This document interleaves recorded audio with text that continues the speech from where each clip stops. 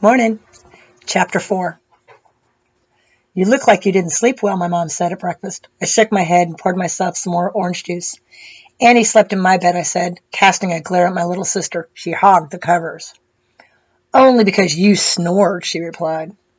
Mom looked at the two of us. She was clearly confused. Why didn't you sleep in your own room, she asked. I heard.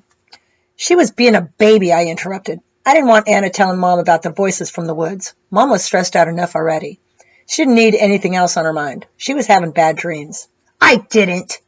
But Mom clearly believed me. She walked over and gave Anna a hug. Oh, honey, everyone gets bad dreams, especially when they're staying in a new place. I didn't want to tell her I was having bad dreams, too. Neither of them needed to know. Where's Grandma? I asked instead.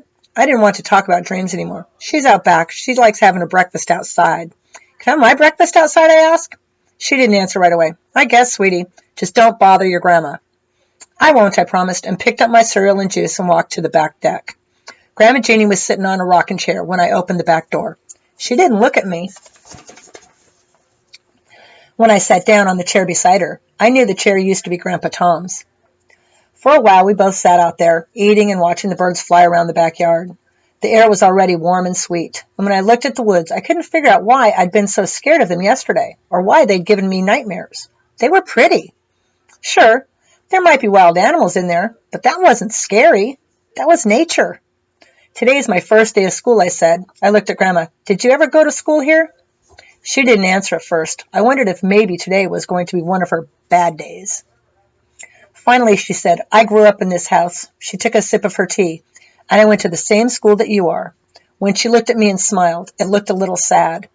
It sort of reminded me of the creepy doll from my dream. Sad and trapped.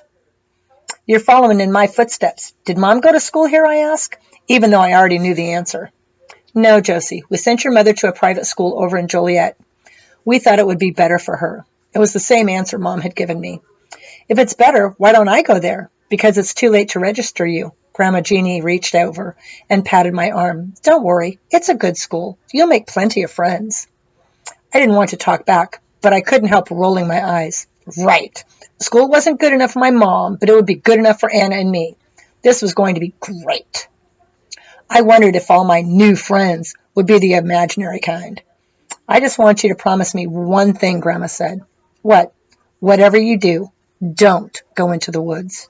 It was so strange for her to mention the woods when we were talking about school. I almost laughed. But Grandma sounded so serious, so I didn't. I know the rules, Grandma, I assured her.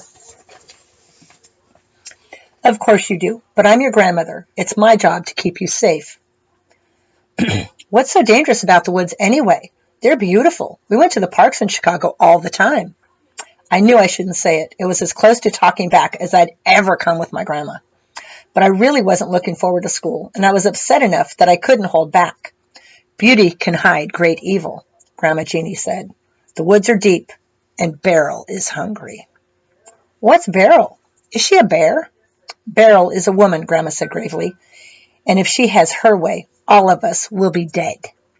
I wanted to know more, but Mom opened the door at that moment and told me it was time to go to school. I hugged Grandma goodbye. She whispered in my ear, remember. That's it for chapter 4.